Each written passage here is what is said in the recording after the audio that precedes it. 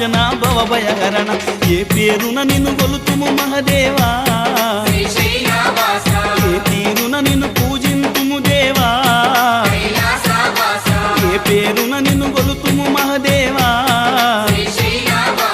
ఏ తీరున నిన్ను పూజింతుము దేవా శ్రీశైలవాస శ్రీ మల్లినాథ నీ దర్శన భాగ్యం ఈవయ్యా మా జ్యోతిర్లింగా ఈ జన్మకు మోక్షం ఈవయ్యా ఓం జై జగదీశ